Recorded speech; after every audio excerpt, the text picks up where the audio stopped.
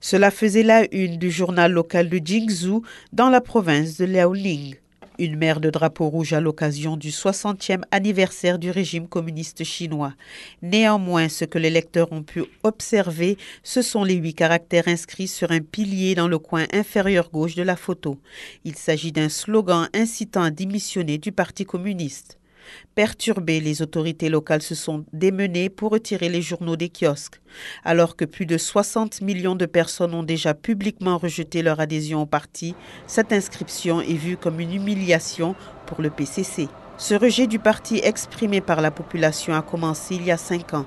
Des centres pour démissionner se sont ainsi constitués. Parmi les personnes qui ne se reconnaissent plus dans ce parti unique, Li Fengji, un ancien fonctionnaire du Bureau de la sécurité d'État, a démissionné du PCC aux États-Unis. Il estime que cette démonstration de force militaire par Pékin est un signe de crise imminente. En regardant les autres régimes communistes qui ont échoué, l'histoire montre qu'un régime qui essaie de montrer désespérément sa puissance militaire ou qui a recours à la force militaire pour assurer le bon déroulement de certains événements, c'est en fait que sa fin est très proche. C'est sa manière de se protéger contre ces dissidents. Cela est donc un indice de la crise auquel le régime fait face.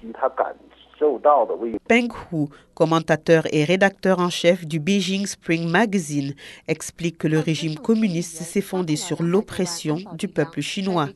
Le PCC, afin de fêter ses 60 ans de pouvoir, n'a rien épargné pour élaborer un événement grandiose.